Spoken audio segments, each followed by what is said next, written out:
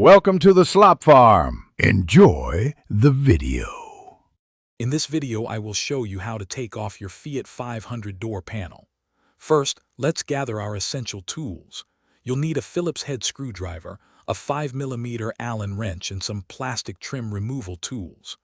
Begin by lowering your power window all the way down. Next, gently pry off the small plastic cover found in the door pull well, often called the armrest, using a small flathead screwdriver. Then, remove the two Phillips head screws located along the outer edge of the door panel. Now let's uncover those hidden fasteners. Carefully pry the chrome plastic bezel surrounding the interior door opener handle. Beneath this, you will find one 5mm Allen screw. Remove it.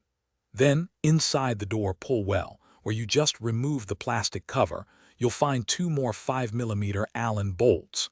Unscrew these as well. Remember to keep all your screws and trim pieces organized to make reassembly much easier later on. With all the screws removed, it's time to detach the main panel. Insert a plastic trim removal tool between the bottom edge of the door panel and the metal door frame. Gently pry outwards to release the plastic pop rivet friction fasteners.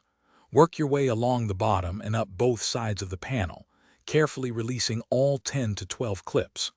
Once all clips are free, lift the entire door panel straight upwards to disengage it from the window seal at the top. The panel is now loose, but don't pull it away completely. You'll need to disconnect the door opener handle cable and any electrical connectors. For the door handle cable, press the black plastic collar and pull the cable out of its bracket. Next, unplug the electrical connectors for the power window switch and speaker by pressing their release tabs. To put everything back together, simply reverse these steps, ensuring all clips align, and all 3 Allen screws and 2 Phillips screws are tightened securely. Thanks for watching.